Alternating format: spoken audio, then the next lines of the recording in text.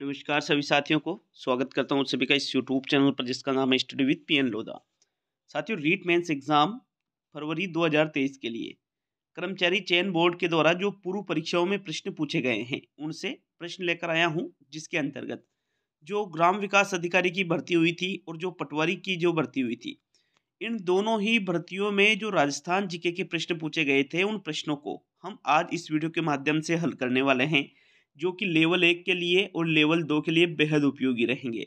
तो चलिए शुरू करेंगे आज के इस वीडियो को। लास्ट समय में इस प्रकार के जो प्रश्न हैं आपके लिए बेहद उपयोगी है साथियों। तो चलिए पहला प्रश्न देख लेते हैं। प्रत्येक प्रश्न आपके 1 अंक का है और प्रश्न को गलत करने पर 1/3 अंक आपके कम किए जाएंगे। नेगेटिव मार्किंग इसमें है मित्रों। पहला प्रश्न पूछ रहा है आपसे, ये देखो पहला जो प्रश्न है, अभी हम ग्राम विकास अधिकारी का जो पेपर हुआ था 28 दिसंबर 2021 को, उसके प्रश्नों को हल करेंगे। और जब ये पेपर पूरा हो जाएगा तो इसी वीडियो में जो पटवारी भर्ती हुई थी साथियों 2021 में, उसको भी हम उसमें जो राजस्थान जीके के प्रश्न आए थे उसको भी हल करेंगे।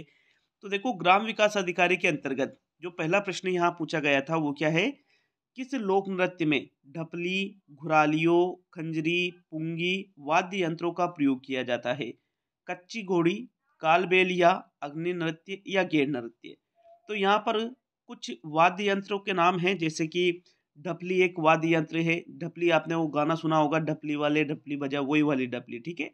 घुरालियों, खंजरी, पुंगी, ये जो वाद्य यंत्र है साथियों, इन सभी वाद्य यंत्रों का प्रयोग किसमें किया जाता है? अग्नि में नहीं, कच्ची घोड़ी में नहीं, गेर में नहीं, बल्कि जो कालबेलिया लोक नृत्य है इसमें इन वाद्य यंत्रों का प्रयोग किया जाता है।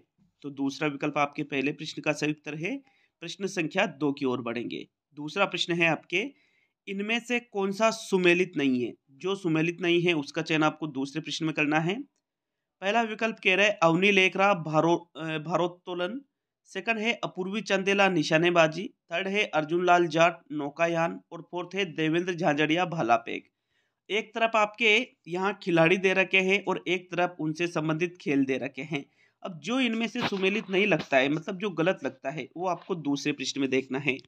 देखो भाई, अपूर्वी चंदेला किस खेल से संबंधित थी? निशानेबाजी से। अर्जुन लाल जाट का संबंध नौकायान से है और देवेंद्र झांझड़िया का संबंध भाला फेंक से है। लेकिन अवनी लेखरा साथियों, अवनी लेखरा का जो संबंध है ये भारोत्तोलन से नहीं है, बल्कि अवनी लेखरा का संबंध भी किससे है? निशानेबाजी से ही है। तो विकल्प 1 आपके प्रश्न संख्या 2 का सही आंसर है। चलिए आगे बढ़ेंगे प्रश्न संख्या 3 की ओर। तीसरा प्रश्न देख लेंगे साथियों। प्रश्न नंबर 3 है, इनमें से कौन सा सुमेलित है? जो सुमेलित है, सही सुमेलित है, वो देखना है। पहला विकल्प कह रहा है खेंजड़ली आंदोलन, अमृता देवी, चिपको आंदोलन, गोरा देवी, अपिक्को आंदोलन, कर्नाटक। ये 3 यहाँ पर कथन के रूप में है। अब देखो कूट देखिएगा। तो पहला जो विकल्प है ये कह रहा है कि 1 व 2 सही सुमेलित है। बी कह रहा है 1 व 3 सही सुमेलित है। सी कह रहा है केवल 1 सुमेलित है। और डी कह रहा है 1, 2 व 3 सही सुमेलित है। तो जो आपको लगता है तीसरे प्रश्न का आंसर, कि भाई तीसरे प्रश्न का ये विकल्प आपका आंसर रहेगा। तो भाई खेंजड़ली जो आंदोलन हुआ था इसका नेतृत्व किसके द्वारा किया गया था? अमृता देवी के द्वारा किया गया था। तो ये तो सही है। दूसरा कह रहा है चिपको आंदोलन। चिपको आंदोलन का जो संबंध है वो किससे है? गोरा देवी से। और अपिक्को आंदोलन कहां पर हुआ था साथियों? कर्नाटक में। मतलब पहला भी सही है, दूसरा भी सही है, तीसरा भी सही है। तो 1, 2 व 3 किस विकल्प में दे रखे हैं? आपके डी वाले विकल्प में। तो डी वाला विकल्प ही आपके तीसरे प्रश्न का सही आंसर है। प्रश्न संख्या 4 की ओर बढ़ेंगे साथियों। चौथा प्रश्न देख लेंगे। पलाण क्या है? घोड़े पर रखी जाने वाली काठी है, ऊंट पर रखी जाने वाली काठी है, गोरबंद का समानार्थी शब्द है, या एक लोक वाद्य यंत्र है? तो पलाण के बारे में आपको प्रश्न नंबर 4 में बताना है। भाई पलाण का जो सही अर्थ होता है वो होता है, ये ऊंट पर रखी जाने वाली जो काठी होती है ना, ऊंट के ऊपर रखते हैं साथियों, उसी को पलाण के नाम से जाना जाता है। सेकंड विकल्प आपके चौथे प्रश्न का सही आंसर है। प्रश्न संख्या 5 की ओर बढ़ेंगे। देखो फाइनल आंसर की जो अधीनस्थ बोर्ड के द्वारा जारी की गई थी उनसे आंसर बताए जा रहे हैं, बिल्कुल इसमें कोई डाउट नहीं रहेगा, ठीक है। पांचवा प्रश्न है, किस गढ़ के लिए कर्नल जेम्स टोड ने कहा था यदि उन्हें राजस्थान में एक जागीर की पेशकश की जाए तो वह इस गढ़ को चुनेंगे? चित्तौड़गढ़ को, बेसरोडगढ़ को, नाहरगढ़ को, या रणथंभौर को? भाई कर्नल जेम्स टोड का नाम राजस्थान के इतिहास में विशेष रूप से देखने को मिलता है। इन्होंने राजस्थान का लगभग पूर्ण रूप से भ्रमण किया था साथियों। अगर हम बात करें तो इन्होंने इस दुर्ग के लिए कहा था कि पूरे राजस्थान में अगर किसी राजपूताना जागीर को इनको देने की पेशकश की जाए तो किस गढ़ को चुनेंगे? बेसरोडगढ़ को। ये इनका कथन था साथियों। बेसरोडगढ़ कहाँ पर पड़ता है? आपके चित्तौड़गढ़ जिले में, ठीक है। दूसरा विकल्प आपके प्रश्न संख्या 5 का सही आंसर है। नेक्स्ट प्रश्न संख्या 6 की ओर बढ़ेंगे। तो प्रश्न नंबर 6 को देख लेते हैं साथियों। छठे प्रश्न में क्या है? अंग्रेजों को मुल्क राम मीठा ठग किसने कहा? शंकरदास सामोर ने, बांकीदास ने, केसरी सिंह बारहट ने और नाथू सिंह महियारिया ने। तो इनमें से जिसके द्वारा अंग्रेजों को मुल्क राम मीठा ठग नाम दिया गया, क्या कहा गया? मुल्क राम मीठा ठग। मीठा ठग जानते हो ना कि भाई यहां से लूटा भी है, एक मीठी छुरी होती है ना साथियों, उस प्रकार से। तो छठे प्रश्न का आंसर देखें, किसके द्वारा अंग्रेजों को मुल्क राम मीठा ठग कहा गया? शंकरदास सामोर ने ही अंग्रेजों को क्या कहा था? मुल्क राम मीठा ठग कहा था। पहला विकल्प आपके छठे प्रश्न का आंसर होगा। नेक्स्ट प्रश्न नंबर 7 की ओर बढ़ते हैं साथियों। प्रश्न नंबर 7 है आपके, इनमें से कौन सा आभूषण महिलाओं द्वारा नहीं पहना जाता है? रखड़ी, मेमंद, कंदोरा और मोरखा। तो जो आभूषण महिलाओं के द्वारा नहीं पहना जाता है वो आभूषण आपको 7वें प्रश्न में देखना है। भाई रखड़ी भी महिलाएं पहनती है, ठीक है, सिर पर। मेमंद नामक आभूषण भी महिलाओं द्वारा धारण किया जाता है और कंदोरा कमर में महिलाओं के द्वारा पहना जाता है। लेकिन मोरका नामक जो आभूषण है इसको महिलाओं के द्वारा धारण नहीं किया जाता है। तो 7वें प्रश्न में 4th विकल्प आपका आंसर होगा। प्रश्न संख्या 8 की ओर बढ़ते हैं। आज का ये प्रथम वीडियो है साथियों। देखो, कल मैंने study with PN Lodha application पर 149 वाले कोर्स में मैराथन टेस्ट डाल दिए थे। अब कल नहीं, परसों वापिस, परसों पूरे ही 150 प्रश्नों का पेपर आ जाएगा, लेवल 1 के लिए भी और लेवल 2 के लिए भी। तो उसको भी जरूर अटेंड करिएगा साथियों। देखिएगा प्रश्न नंबर 8 में क्या है आपके, निमाड़ी एवं रागड़ी किस बोली की उपबोलियां हैं? मेवाती की, मारवाड़ी की, मालवी की और हाड़ौती की। तो दो बोलियां यहाँ पर दे रखी है, कौन कौन सी? एक तो निमाड़ी दे रखी है और एक रागड़ी दे रखी है। ये जो दोनों ही उपबोलियां हैं ये किसकी उपबोली है साथियों? 8वें प्रश्न का आंसर देखें तो जो मालवी बोली है ना, मालवी बोली, इसी के अंतर्गत निमाड़ी आती है और इसी के अंतर्गत रागड़ी आती है। तो ये दोनों ही किसकी उपबोलियां हैं? मालवी की उपबोलियां है। थर्ड विकल्प आपके, एक तो दक्षिणी पूर्वी राजस्थान में और एक दक्षिणी राजस्थान के कुछ भाग में ये जो मालवी बोली है ये बोली जाती है। तो थर्ड विकल्प आपके 8वें प्रश्न का आंसर है। प्रश्न संख्या 9 की ओर बढ़ते हैं। चलिए 9वां प्रश्न देख लेंगे। प्रश्न नंबर 9 में क्या पूछ रहा है? पोपाबाई की पोल नामक पुस्तिका किसने लिखी थी? भंवरलाल सर्राफ ने, जय नारायण व्यास ने, आनंद राज सुराणा ने या मथुरा दास माथुर ने। इनमें से जिसके द्वारा पोपाबाई की पोल पुस्तिका लिखी गई वो नाम आपको प्रश्न संख्या 9 में देखना है। और साथियों प्रश्न संख्या 9 का आंसर देखें तो राजस्थान के पूर्व मुख्यमंत्री जय नारायण व्यास के द्वारा ही पोपाबाई की पोल नामक पुस्तिका लिखी गई थी। इनके नाम से जोधपुर में विश्वविद्यालय भी चलता है साथियों, जय नारायण विश्वविद्यालय। देखो दूसरा विकल्प आपके 9वें प्रश्न का आंसर है। नेक्स्ट प्रश्न संख्या 10 की ओर बढ़ेंगे। तो 10वां प्रश्न है आपके, 1857 का जो विद्रोह हुआ था इसमें कोटा का नेतृत्व किसने किया था? मतलब कोटा में जो 1857 का विद्रोह हुआ था उसमें नेतृत्वकर्ता कौन थे? जय दयाल और मेहराब खां, श्रवण सिंह और जयवीर, राम सिंह व तख्त सिंह और मकबूल खां और बख्त सिंह। तो जब कोटा में नेतृत्व किया गया था 1857 के विद्रोह में, उनका नाम 10वें प्रश्न में देखें तो 10वें प्रश्न का आंसर कौन सा विकल्प रहेगा आपके? पहला विकल्प, जय दयाल और मेहराब खां के द्वारा ही 1857 की जो क्रांति हुई थी इसमें कोटा में जो विद्रोह हुआ था साथियों, इसका नेतृत्व इन दोनों के द्वारा ही किया गया था। विकल्प नंबर 1 आपके 10वें प्रश्न का आंसर है। चलिए आगे बढ़ेंगे प्रश्न संख्या 11 की तरफ। तो 11वां प्रश्न देख लेंगे साथियों। प्रश्न नंबर 11 है, मूसी महारानी की छतरी कहाँ पर स्थित है? उदयपुर, जैसलमेर, अलवर या जोधपुर में। इनमें से जिस जिले में मूसी महारानी की छतरी स्थित है वो जिला देखना है आपको प्रश्न संख्या 11 में। 11वें प्रश्न का आंसर देखें, भाई मूसी महारानी की जो छतरी है जोधपुर, जैसलमेर या उदयपुर में नहीं है। कहाँ पर है मूसी महारानी की छतरी? अलवर जिले में है साथियों।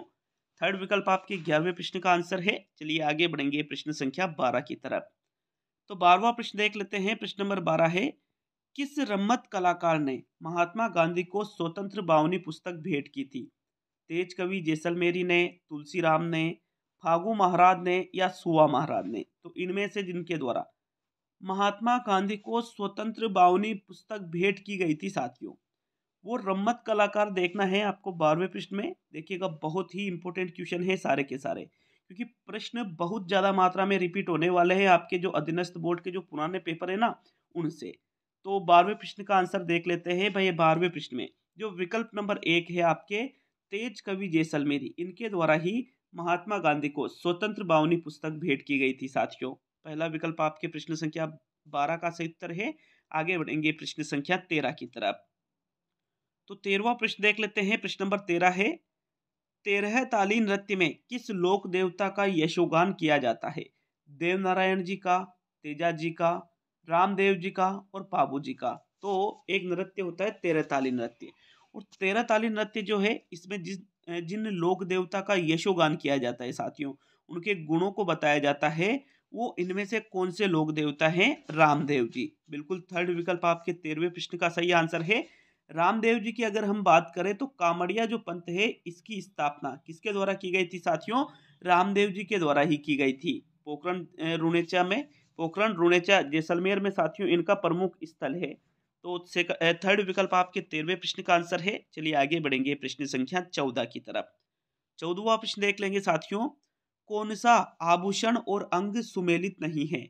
मुंदरी अंगुली, टड्डा बाजू, नेवरी पैर, रमझोला कमर।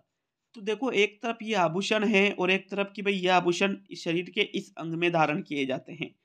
तो जो इनमें से सही सुमेलित नहीं है वो आपको प्रश्न नंबर 14 में देखना है। भाई टड्डा नामक जो आभूषण होता है इसको महिलाओं के द्वारा कहाँ धारण किया जाता है? बाजू में। नेवरी नामक जो आभूषण होता है इसको महिलाओं के द्वारा कहाँ धारण किया जाता है? पैरों में। और मुंदरी नामक जो आभूषण है इसको अंगुली में धारण किया जाता है। लेकिन साथियों रमझोला नामक जो आभूषण है ये कमर में नहीं पहना जाता है, बल्कि रमझोला नामक आभूषण कहाँ पहना जाता है? पैरों में पहना जाता है। तो फोर्थ विकल्प आपके प्रश्न संख्या 14 का सही आंसर है। चलिए आगे बढ़ेंगे प्रश्न संख्या 15 की तरफ। 15वां प्रश्न देख लेंगे साथियों। बीकानेर, जैसलमेर और चूरू राजस्थान के किस कृषि जलवायु प्रदेश में सम्मिलित है?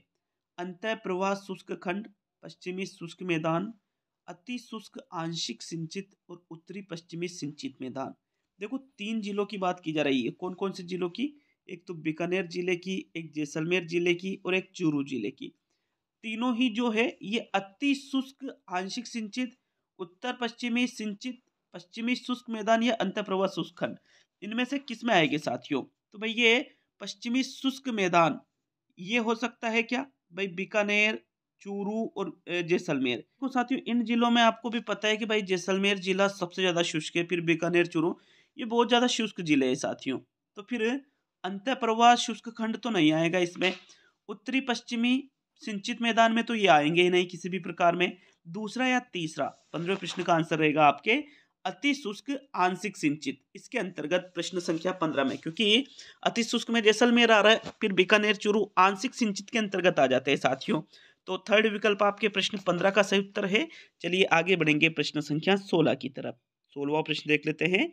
केसरिया जी का मेला कहाँ पर भरता है? धुलेव में, झालरापाटन में, परबतसर में या किराड़ू में?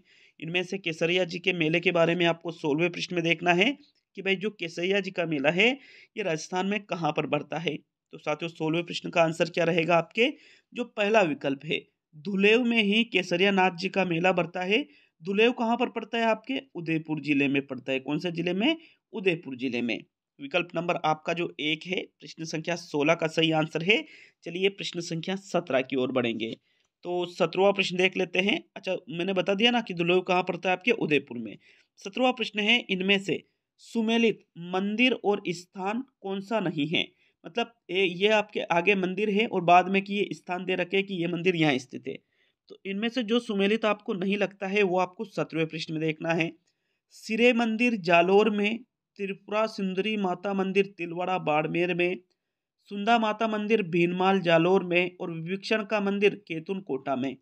तो भाई राजस्थान में एकमात्र अगर बात करें विभीषण का मंदिर कहाँ पर स्थित है? केतुन कोटा में स्थित है। सुंदा माता का मंदिर राजस्थान में कहाँ स्थित है? भीनमाल जालोर में।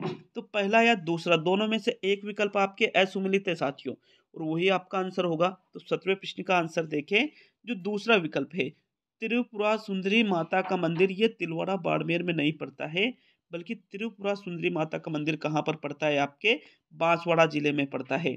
तो दूसरा विकल्प जो है आपके प्रश्न संख्या 17 का सही आंसर है। चलिए आगे बढ़ेंगे प्रश्न संख्या 18 की तरफ। 18वां प्रश्न देखेंगे साथियों। प्रश्न नंबर 18 है आपके, मानगढ़ नरसंहार कब हुआ था? 13 अक्टूबर 1913 को, 17 नवंबर 1913 को, 21 जनवरी 14 को, या 23 मार्च 14 को। तो भाई देखो, मानगढ़ नरसंहार जो हुआ था साथियों, ये 1913 को हुआ था, 14 को नहीं हुआ था। तो तीसरा चौथा विकल्प तो आप आसानी से हटा सकते थे। अब बात करें कि मानगढ़ नरसंहार जब हुआ था तो 1913 में कब हुआ था, अक्टूबर में या नवंबर में? 18वें प्रश्न का आंसर क्या रहेगा भाई? मानगढ़ नरसंहार जब हुआ था ये नवंबर 1913 में। कब? 17 नवंबर 1913 को ही मानगढ़ नरसंहार हुआ था। विकल्प नंबर 2 आपके 18वें प्रश्न का आंसर है। नेक्स्ट 19वें प्रश्न की ओर बढ़ेंगे। प्रश्न संख्या 19 से साथियों आपके, पुष्कर झील कितने घाटों से घिरी हुई है? 42 घाट है इसमें, 46 घाट है इसमें, 52 है या 58 है? भाई पुष्कर झील राजस्थान की पवित्र झील है और मित्रों कहाँ पर स्थित है? ये अजमेर जिले में स्थित है। अगर हम बात करें इसमें घाटों की संख्या कितनी है, तो पुष्कर झील में कुल घाटों की संख्या है 52। कितनी है? 52 है, 52 है भाई। थर्ड विकल्प आपके 19वें प्रश्न का आंसर है। नेक्स्ट प्रश्न संख्या 20 की ओर बढ़ेंगे। तो 20वां प्रश्न देखेंगे साथियों। अभी आपके प्रश्न नंबर 20, ग्रासिया जनजाति में गांव के मुखिया को क्या कहा जाता है? मुखी, पटेल, लदवी और कोतवाल। भाई ये जो प्रश्न पूछा गया था ना, तो इस प्रश्न में अधीनस्थ बोर्ड के द्वारा साथियों बोनस दिया गया है। ठीक है, क्या दिया गया है? बोनस दिया गया है कि ग्रासिया जनजाति में गांव के मुखिया को, वैसे तो पटेल के नाम से जाना जाता है साथियों, बट इसमें बोनस दिया गया है प्रश्न संख्या 20, ये जो प्रश्न है इसमें। चलिए अगले प्रश्न की ओर बढ़ेंगे। तो 21 को देख लेते हैं। 21वां प्रश्न है, इनमें से कौन सा जयपुर का प्रथम डेजर्ट पार्क है? रामबाग, किशन बाग, लक्ष्मण बाग या फिर हरी बाग? तो इनमें से जो जयपुर का प्रथम डेजर्ट पार्क है वो पार्क आपको 21 में देखना है साथियों। 21वें प्रश्न का आंसर बताइएगा। 21वें प्रश्न में कौन से विकल्प का चुनाव करोगे?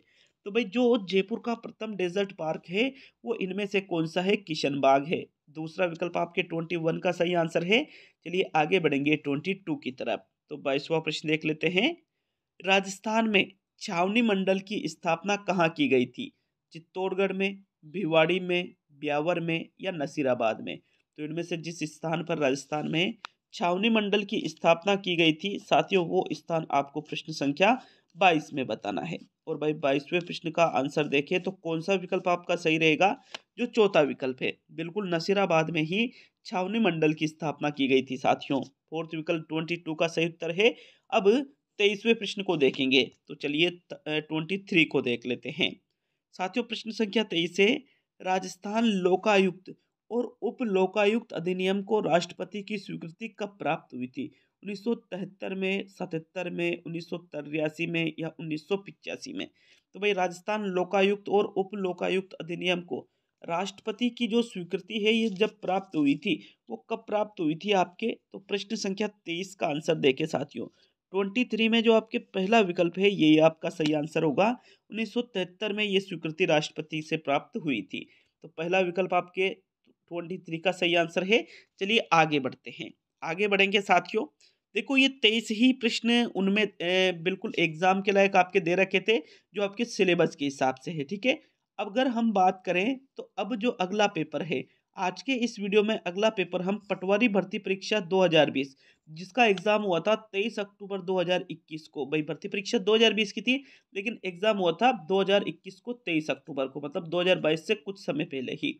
तो इसमें जो राजस्थान जीके के प्रश्न पूछे गए थे बहुत अच्छे क्वालिटी वाले प्रश्न थे साथियों।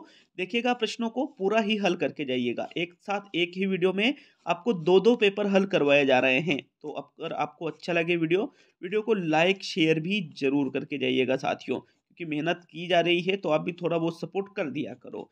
चलिए अगले क्वेश्चन की ओर बढ़ेंगे, मतलब पटवारी भर्ती का पहला प्रश्न। देखिएगा पहले प्रश्न को क्या है आपके प्रश्न संख्या 1 पटवारी भर्ती का। राजस्थान में राज्यपाल का पद राज प्रमुख का उत्तरवर्ती है।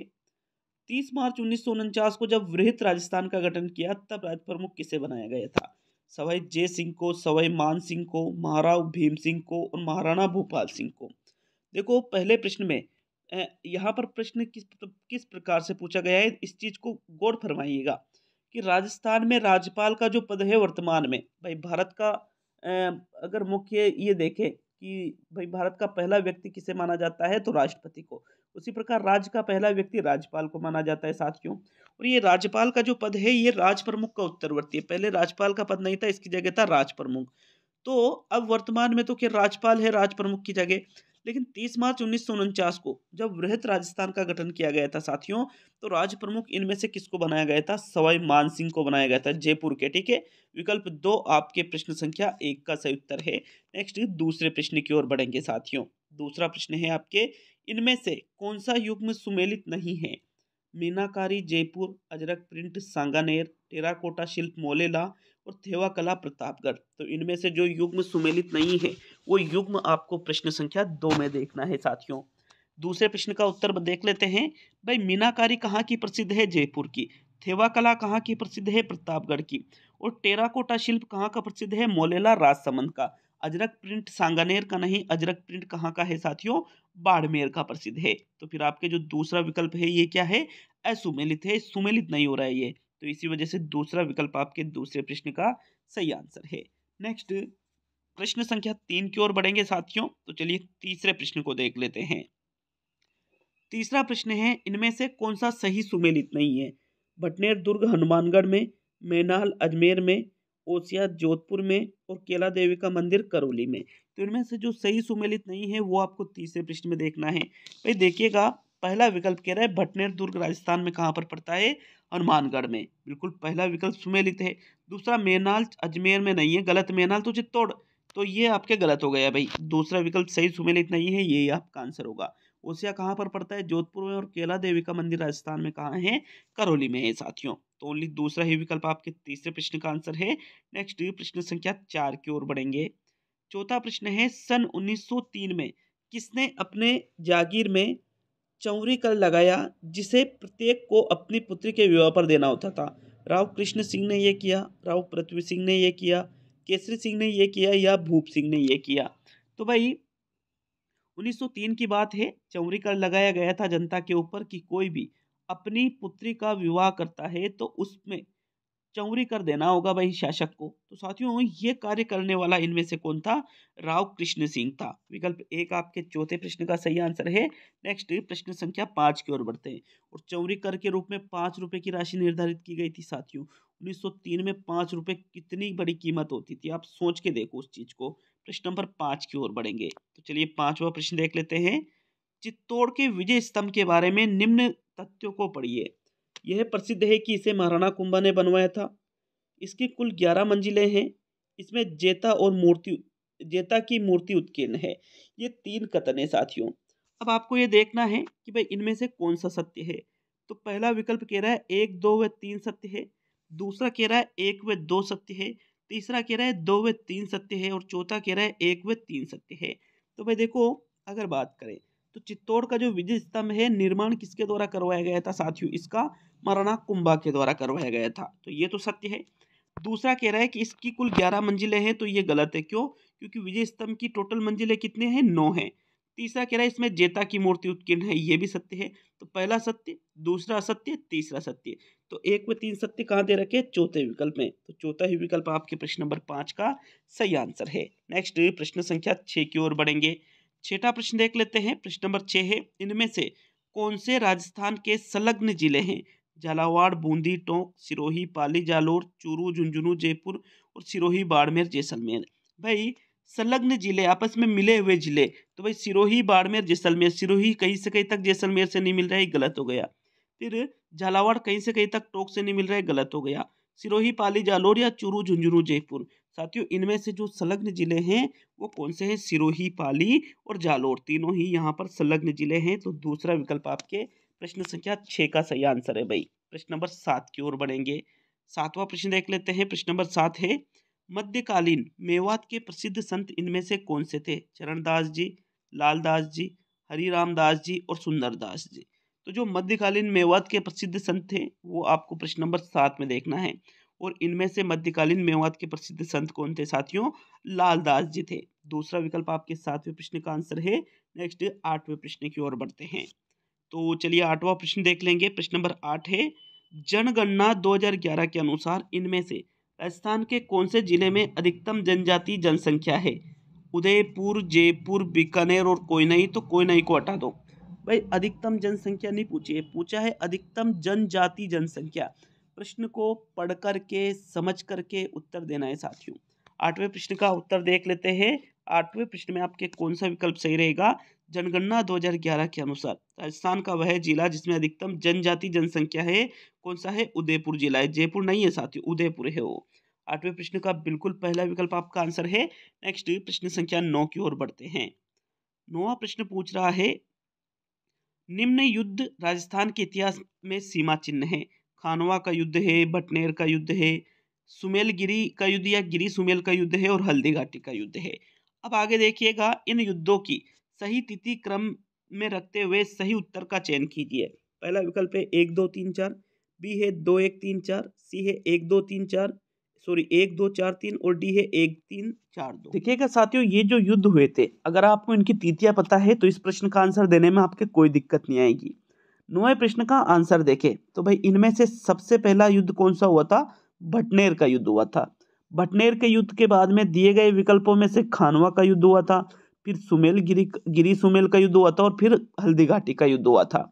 तो 2, फिर इसके बाद में आपके खानवा का 2 1, फिर इसके बाद में गिरी सुमेल का 3 और फिर हल्दी घाटी का 4। 2 1 3 4 कौन से विकल्प में दे रखा है?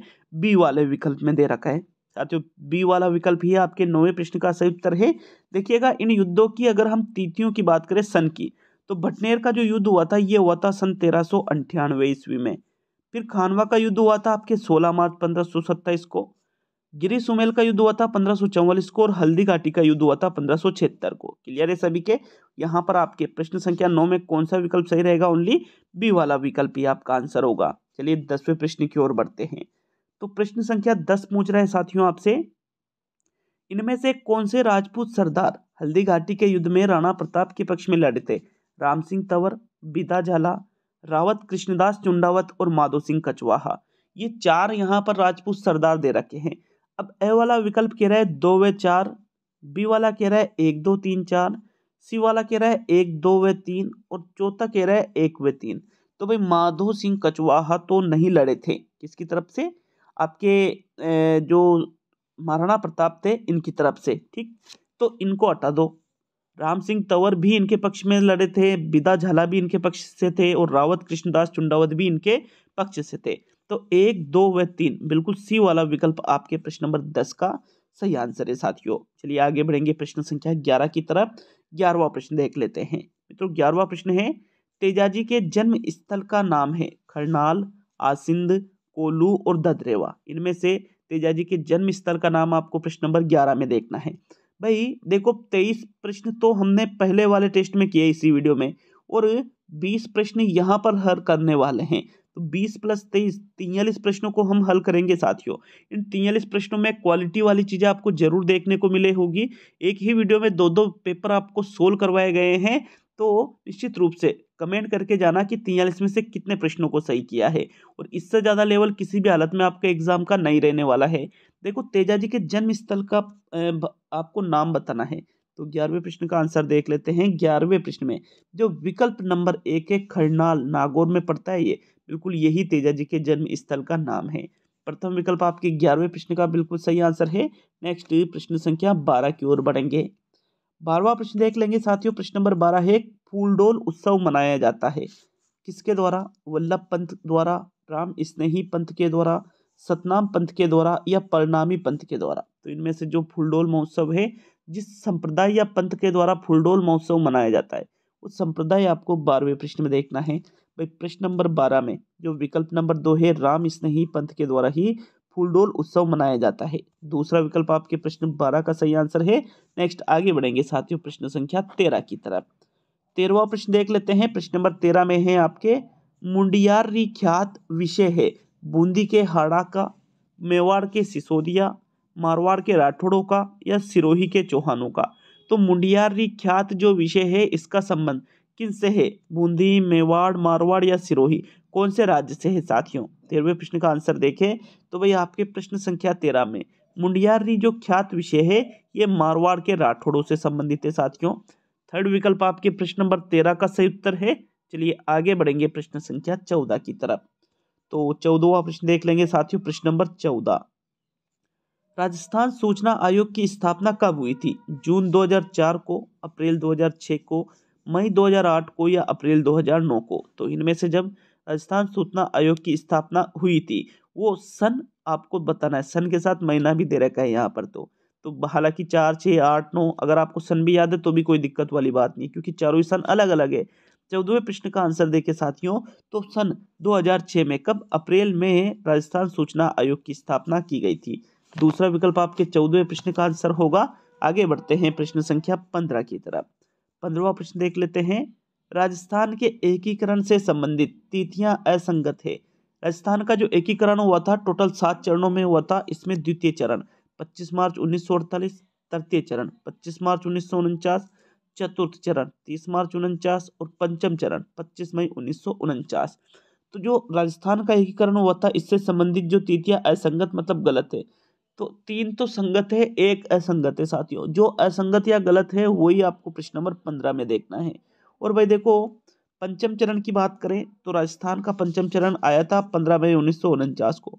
चौथा चरण आया था 30 मार्च 1949 को। दूसरा चरण आया था 25 मार्च 48 को। तृतीय चरण 25 मार्च 49 को नहीं, बल्कि तृतीय चरण आया था 18 अप्रैल 1948 को। तो फिर तृतीय चरण कौन से विकल्प में दे रखा है?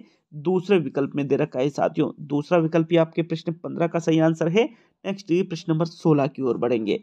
16वां प्रश्न देख लेते हैं। प्रश्न नंबर 16 है आपके, चलो दिल्ली मारो फिरंगी का नारा राजस्थान के कहाँ के क्रांतिकारियों ने दिया था? नीमच छावनी के क्रांतिकारियों ने, नसीराबाद छावनी के क्रांतिकारियों ने, खेरवाड़ा छावनी के क्रांतिकारियों ने या एरिनपुरा छावनी के क्रांतिकारियों ने? तो चलो दिल्ली मारो फिरंगी का जो नारा है साथियों ये किनके द्वारा दिया गया था? एरिनपुरा छावनी के जो क्रांतिकारी थे।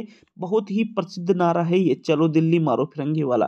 किसने दिया था? एरिनपुरा छावनी के क्रांतिकारियों ने। प्रश्न संख्या 16 में आपके चौथा विकल्प आंसर है साथियों। प्रश्न नंबर 17 की ओर बढ़ेंगे। तो 17वां प्रश्न देख लेते हैं। महान कवि सूर्यमल मिश्रण के बारे में इनमें से कौन सा कथन गलत है? सूर्यमल मिश्रण के बारे में गलत कथन का आपको चयन करना है। पहला विकल्प कह रहा है इन्होंने बूंदी के इतिहास का वर्णन किया। दूसरा कह रहा है इनकी कविता से बहादुरी की भावना का उदय होता है। तीसरा कह रहा है वे मेवाड़ के निवासी थे। और चौथा कह रहा है वंश भास्कर इनका प्रसिद्ध महाकाव्य है। तो भाई राजस्थान के राज्य कवि कौन है? सूर्यमल मिश्रण। साथियों वंश भास्कर इनकी बहुत प्रमुख रचना है। बूंदी के इतिहास का इन्होंने वर्णन किया है और कविता से इनकी जो कविताएं हैं इनसे बहादुरी की भावना का उदय होता है। लेकिन मेवाड़ के निवासी नहीं थे, बल्कि ये बूंदी के ही निवासी थे साथियों। कहाँ के? बूंदी हाड़ौती में पड़ता है आपके। तो मेवाड़ की जगह हाड़ौती आता तो कोई दिक्कत नहीं होती। थर्ड विकल्प आपके 17वें प्रश्न का सही आंसर है। प्रश्न नंबर 18 की ओर बढ़ेंगे साथियों। 18वां प्रश्न देख लेते हैं। प्रश्न नंबर 18 में क्या पूछ रहा है देखिएगा। 18वें प्रश्न को, गुलाबो सपेरा किस क्षेत्र के लिए प्रसिद्ध है? गुलाबो सपेरा जो है ये लोक गायन के लिए, लोक नृत्य के लिए, मुखिया के लिए और खेल के लिए। तो गुलाबों का नाम जरूर सुना होगा आपने। गुलाबों की बात करें, गुलाबों का संबंध किससे है साथियों? लोक नृत्य से है। दूसरा विकल्प आपके 18वें प्रश्न का आंसर है। अब सेकंड लास्ट प्रश्न की ओर बढ़ेंगे साथियों। तो 19वां प्रश्न देख लेंगे। प्रश्न नंबर 19 में क्या है आपके देखिएगा। 19वें प्रश्न को, उस व्यक्ति का नाम बताइए जो कि अभिनव भट्टाचार्य के नाम से भी जाना जाता है। महाराजा जसवंत सिंह द्वितीय, महाराणा कुंभा, महाराणा प्रताप या नागभट्ट प्रथम? इनमें से अभिनव भट्टाचार्य, नागभट्ट प्रथम या जसवंत सिंह द्वितीय है, इनको तो हटा दो। भाई अभिनव भट्टाचार्य का संबंध यहाँ पर या तो कुंभा से या प्रताप से, किससे रहेगा? तो मित्रों महाराणा कुंभा को ही अभिनव भट्टाचार्य के नाम से जाना जाता है। विकल्प नंबर 2 आपके प्रश्न नंबर 19 का सही उत्तर है। अब आज का अंतिम और 20वां, मतलब ये जो 2 पेपर है, तो फर्स्ट पेपर के तो 23 प्रश्न हल किए हैं और दूसरे पेपर के यहाँ 20 प्रश्न हल किए हैं। भाई इनके एग्जाम में देखो इतने ही जो आपके सिलेबस के अकॉर्डिंग है इतने ही प्रश्न दे रखे थे। तो मित्रों यहाँ पर आपका तो दूसरा विकल्प सही है। अब अंतिम और 20वां मतलब 43वां प्रश्न देख लेते हैं। तो देखिएगा 43 मतलब 20वां प्रश्न। अरावली पर्वतमाला की निम्न चोटियों को ऊंचाई के बढ़ते क्रम में व्यवस्थित करें। ए है जरगा, बी है शेर, सी है दिलवाड़ा और डी है गुरु शिखर। अब आपके सामने विकल्प को देखिएगा। ABCD, ACBD, CABD और ADBC। साथियों 20वें प्रश्न का आंसर देखें तो भाई ये जो चारों जो चोटियां है भाई, जरगा की ऊंचाई कितनी है 1431, दिलवाड़ा की कितनी है 42, 1442, शेर की कितनी है 1597 और गुरु शिखर की 1722। तो भाई आपको इस हिसाब से करना था। देखो गुरु शिखर डी है ना, तो डी यहाँ पर कौन कौन से विकल्प में दे रखा है, 2 में, फिर डी, फिर यहाँ पर चौथे बार डी में, तो 1 2 3, चौथे को तो यहाँ से आप हटा सकते थे साथियों।